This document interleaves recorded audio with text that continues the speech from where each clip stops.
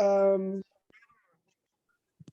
like to welcome everybody, and I'm going to start with by saying that I'm acknowledging that I'm coming to you from Regina, which is on Treaty 4 territory, but MASA's work and support reaches lands covered by Treaties 2, 4, 5, 6, 8, and 10, the traditional lands of the Cree, Dakota, Dene, Lakota, Nakota, and Saulteaux people, as well as the homeland of the Métis. Our recognition of this land is an act of reconciliation, an expression of our gratitude to those whose territory we reside on or are visiting. We respect and honor the treaties that were made on all territories. We acknowledge the harms and mistakes of the past, and we are committed to moving forward in partnership with Indigenous nations in the spirit of reconciliation and collaboration. So welcome to today's community chat. For over a year now, we've been holding these bi-weekly virtual community chats, connect via Zoom, and we can join people up and do some professional development. And today, if you want to view the full lineup of upcoming presentations on our website, Dan will put it in the chat box for you. As well, all of the previous chats, as you know, we record them and they're available on our YouTube channel, so you can check out everything there. Our most recent chat was on September 29th, and it was special because it was the 2021 Mass Award ceremony. And so if you go to YouTube, you can find out all the people who and institutions who won awards this year for their remarkable work. Well, let's get right to today's presentation. I'd like to introduce today's speaker. Carol LaFayette-Boyd is the volunteer executive director of the Saskatchewan African Canadian Heritage Museum, which is usually referred to as SACHM because the name is very long to say all the time. And she will discuss the purpose and development of SACHM and particularly their new website, which is wonderful. And she will also share their new project, which consists of a traveling exhibit, some display panels that will be available on a monthly basis at museums throughout Saskatchewan. So welcome, Carol. I'll turn it over to you. Okay, thank you so much. And I'll have Sarah put up the first slide there that just shows that why we're here today. And so who are we? Saskatchewan African Canadian Heritage Museum is, I'll just be brief. Our main goal is to recognize the contribution of people of African descent to the province of Saskatchewan. So it may be some people who have left Saskatchewan, live elsewhere, may have been born in Saskatchewan, but whatever in some way they've contributed to the province of Saskatchewan in some way. And the other goal is to educate the general public about what we're about. And so that brings us to the virtual museum, having displays related to going out into other Saskatchewan museums. And so working with Museums Association of Saskatchewan, we plan to have displays out there. And Wendy did mention that we have a new website. And with that new website, what our plan would be to look at our panels. I'll just go to the next slide. And our panels and banners talk about the early settlers and immigration is starting from basically 1910 up till now, people who have been involved in that immigration. We have panels about our accomplishments, and those accomplishments include our honoring tree in Wascana Park, our books that we have put out. The main one is the Little Shad. We're looking at others, but Little Shad is a children's book. It's in both in English and French now, and the English one is in libraries throughout the schools throughout the province. We've had some projects. Well, of course, the honoring tree was our biggest one in the book, but we also, I don't know if any of you have been watching Access Communications. They worked with us to do the Played and Stayed project about those players of African descent who came to Saskatchewan. Some of them were from Canada, throughout Canada, but most of them from the United States, and they made Saskatchewan their home. We're also finding that some have returned back to the United States, like Matt Dominguez and Don Narcisse, but they played a significant part of doing something for Saskatchewan. One of our panels, our banners, talks about the events we have. We basically have 5 events, and they are the February African Canadian Black History Month. And during that, we partner with the Mackenzie Art Gallery the first of the month to and have the Minister of Culture recognize February as African Canadian Black History Month. And we have events at Mackenzie Art Gallery. They usually try to have it on the free days, so it's open to the general public. And then we partner with other people to provide entertainment and guest speakers. Then throughout the month, we are available to share any history. We'll go out to schools, to organizations, and talk about the history of the African Canadians or African people of African descent people in Saskatchewan. And then at the end of the month, we've started to have a wrap up at the government house with the Lieutenant Governor doing basically introducing the wrap up of the African Canadian Black History Month for February. The next event is in June, the end of June, which we try to have on June 30th, because we've had a cultural village on July the 1st. And for the cultural village, we need tents and other things. So for June the 30th, we used to have what we called a run, walk, and roll, but we've changed that now, which we haven't done yet because of COVID, is to have a newcomers picnic. And working with the Open Door Society and other organizations, that's our plan. Because our honoring tree in Wascana Park, we see it as sort of like the Statue of Liberty, where it was put up there to recognize the people that came in 1910 from Oklahoma and other places, when the many people of African descent came to Saskatchewan, looking for a better place to be. And so that's how we see the honoring tree, as a welcoming point. And that's where we would have the newcomers picnic. And the next day is the cultural village. It's what we had started out in 2017 when it was Canada 150, was to have the young people of African descent to entertain there in Wascana Park. But it turned out that we ended up making it all ethnic groups are there to entertain. So that's even more fun to see the different groups come there to entertain. So, and then our next event is our last event of the year is Kwanzaa. And Kwanzaa is an African American kind of event. It's actually a 7 days when they talk about different principles. And but we just pick December 26th because that's the first day of Kwanzaa for an opportunity for people of African descent to get together, but for other cultures to be there also and to learn about what we do. So that's basically what our panels and banners are about. And maybe I'll just move to the next slide just to show you some of our panels.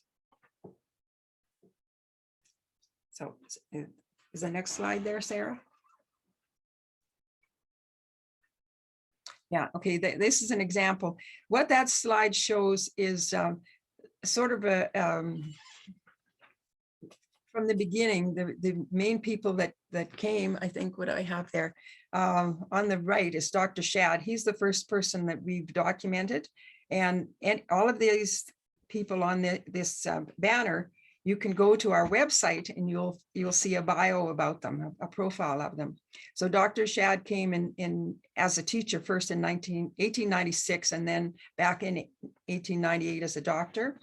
And the early settlers, most came in 1910, although my family came in 1906 on my dad's side, but other people came before that.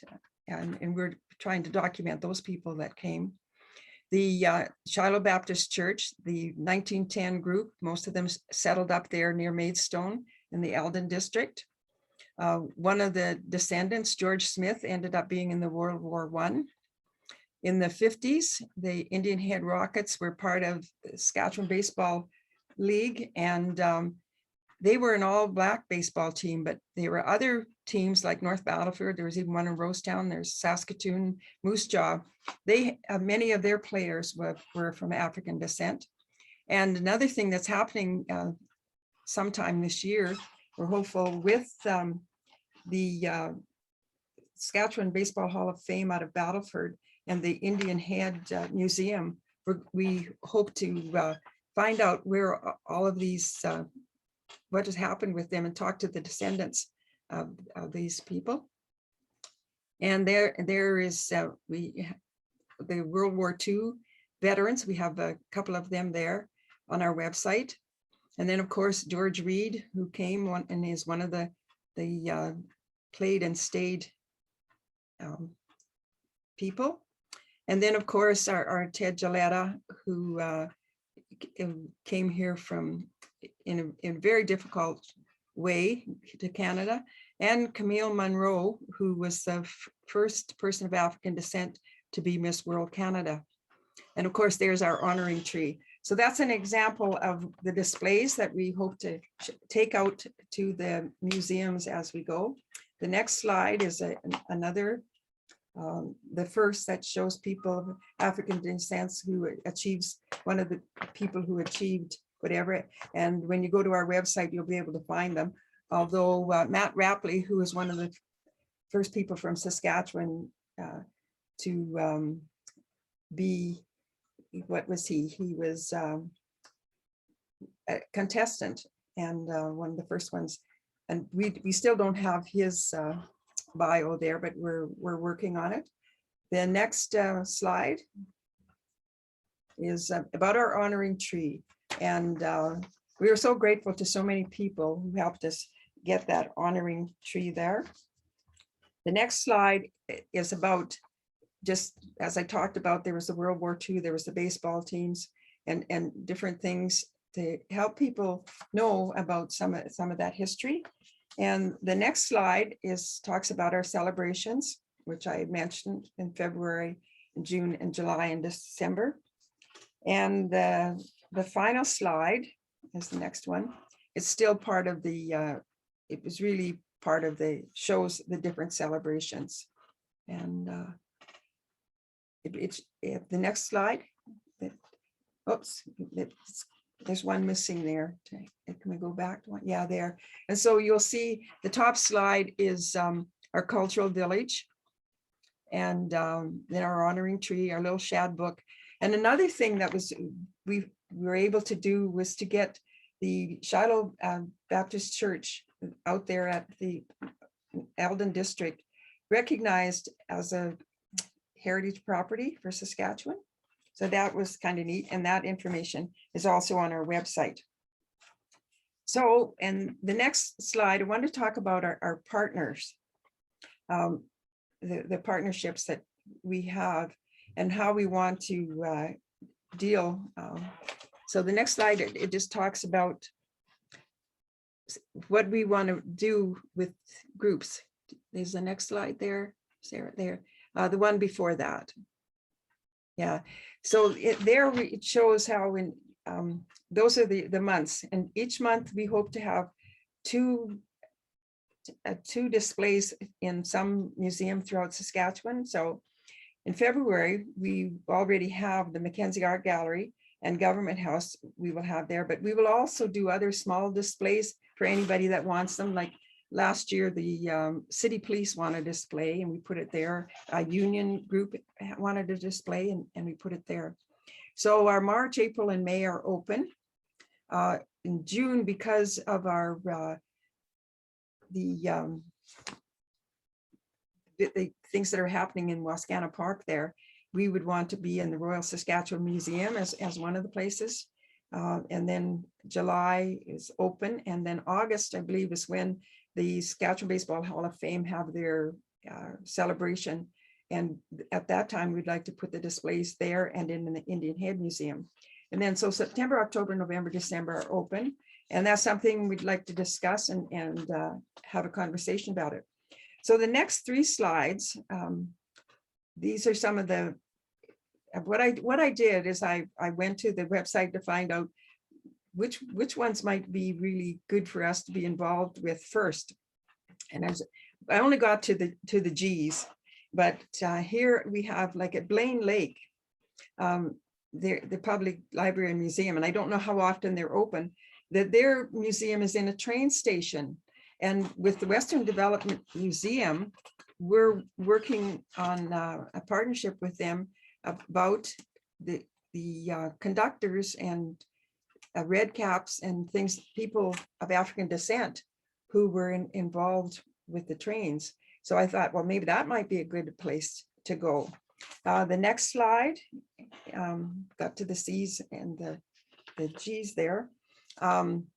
The Kenora, they have a station house museum. Maybe that would be a good place. Cudworth has a train station, maybe there too. Now, when I looked at Duck Lake, they have things to do with the Northwest Mounted Police.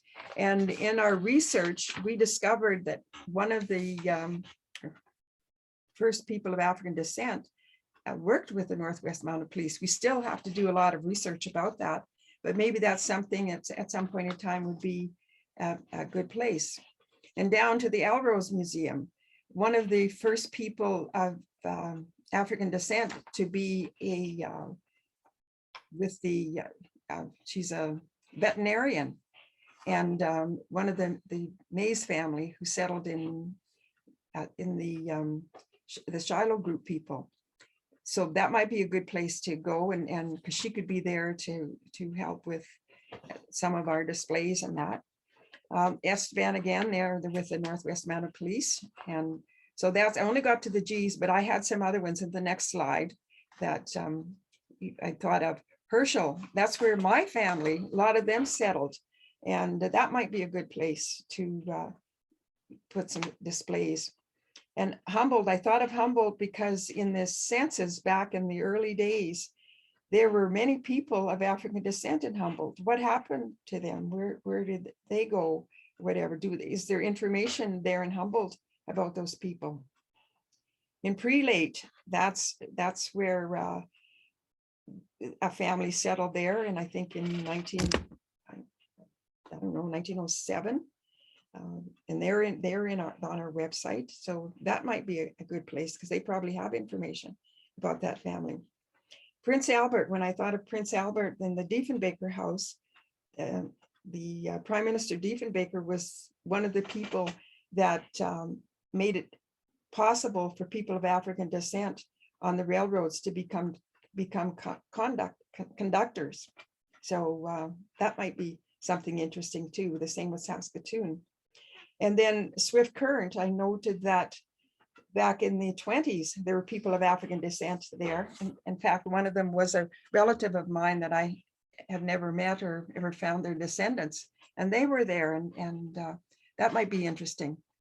So I guess what I'd like to discuss with the group, we can turn the slideshow off and ask anybody, do they have any questions or comments about us doing displays out there in Saskatchewan? Because we want to go places and get people to know about things, make all this interesting stuff more known by more people. Yeah, right. Mm-hmm. I mean, I've been lucky. I have had a chance to visit Shiloh Church. Mm-hmm. And it's an amazing little building, but it's so important in how it tells the story of a group of people who came here to make a home. Right, yeah. And I'm so glad that you were able to get it designated as a provincial heritage site. Yes, it already had been a municipal heritage site, but Yeah. so our It's- next thing is to get it national. That would be nice. Yeah, right. You know, work on that. I know that you can, I know that you're very good at setting goals and accomplishing them. What with your world-class running there, Carol. She didn't mention that she's on one of those panels as, you know, having accomplished a great deal herself. But yeah, so Shiloh, the church is a wonderful place, and more people need to know about it. Dr. Shad, I learned about him visiting the Melfort Museum because they've done a lot of work. And I was at the inauguration of the tree in the park. Right, okay, yeah. That was so special to be part of that gathering. It was a bit windy that day, which Yes, it was, yeah. not unusual for Saskatchewan, but it was a wonderful, wonderful thing to see, you know, that it's there, and it's there to commemorate all the people who come and work together. So I think this is a great opportunity because those banners, they're easy to, they fold down, they're not big and cumbersome. They're relatively easy to move around and send to people. So I can see once we get our new community engagement lead hired and into place, that we can work with you to start promoting this a bit more. Right. To members. And you know, I think going through the list like that and seeing who out there might have a connection that would prompt them is a good idea, you know. So Yeah. Does anybody else have any questions for Carol? And I did have a quick peek at the website. It is wonderful. It really is. So I'm just wondering about, I've never been to, I see there's Sally from the Assiniboia, and I've never been there. What is yours about? Even know if you were on my list of, yours was, what kind of museum yours is? Yeah, because yours is a history museum.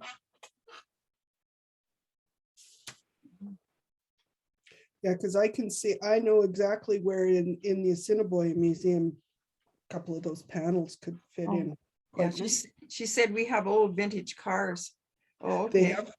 They have cars, they have the history of Assiniboia,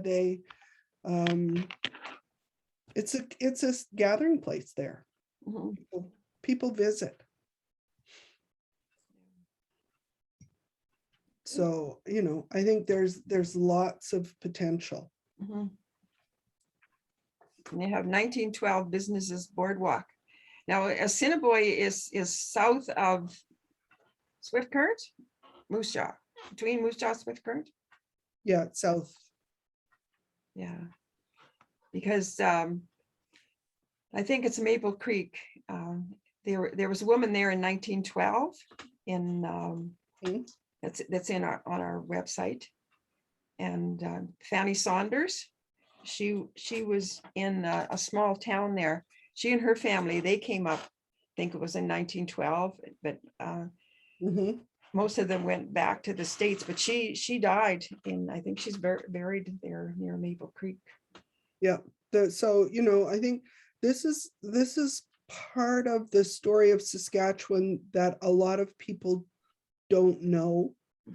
How long African Canadians have lived in Saskatchewan.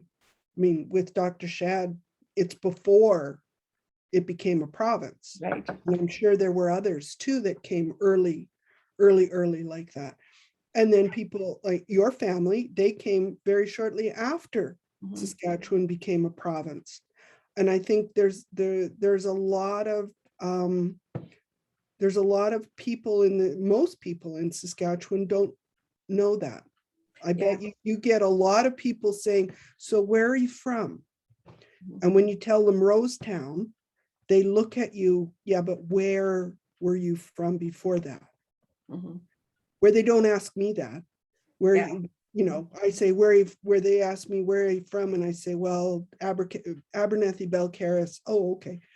Yeah. So it's a whole different thing that people have to learn. Yeah, and but I find it an opportunity to educate people when they do ask me where I'm from. So I kind of like that. So I can let them know that my dad was born right here in Regina in 1907.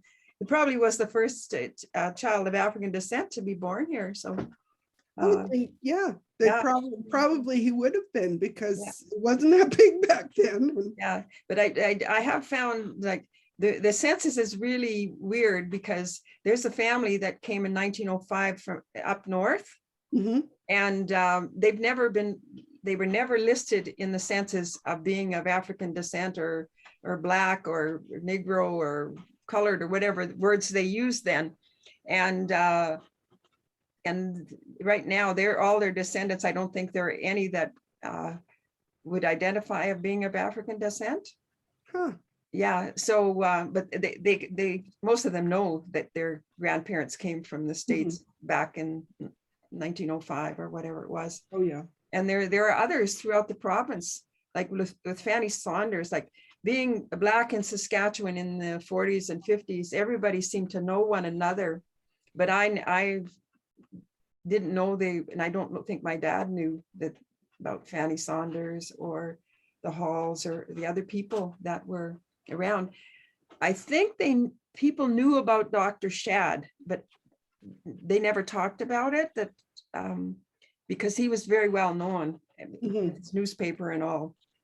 But I never found out about him until 1984 myself.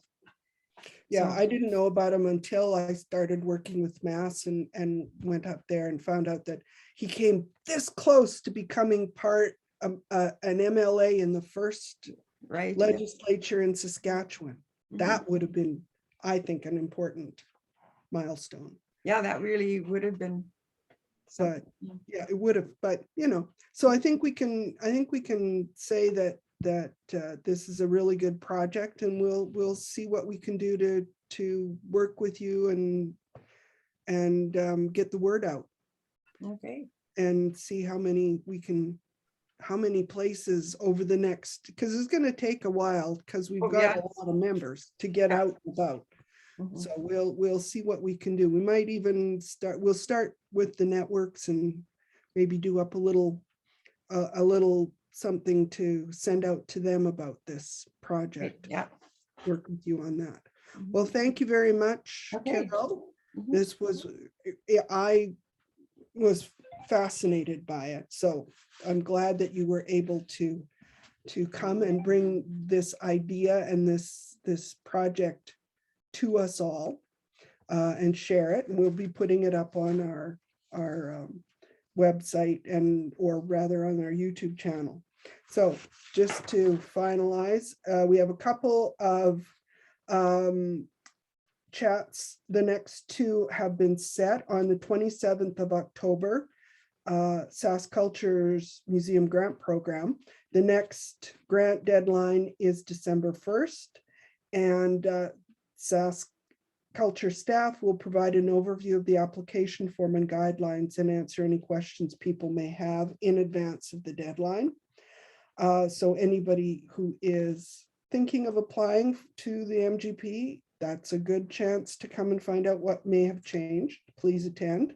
And then on November 10th, Glenn Suter, who is a curator of human ecology at the Royal Saskatchewan Museum, is going to do a presentation called Eco Museums, Do They Have a Future Here? And look at the history of eco museums, what they are and what they might be in Saskatchewan. And if people are interested in providing a little talk on the community chat. We're always looking for proposals, and you can look at the website for the link to how to apply. So thanks again for joining us, and I hope to see everybody back in 2 weeks for the next chat. Thanks again, Carol. You're welcome, and thanks for listening, everyone. Thanks, And Carol. Sally, thanks for that information that you gave there. It's interesting. Mhm. Yeah, it'll be good. I think you know, I think even places that haven't had someone of African Canadian descent living in their community will find it interesting to be, you know, a part of this project. Great. Okay. All right then.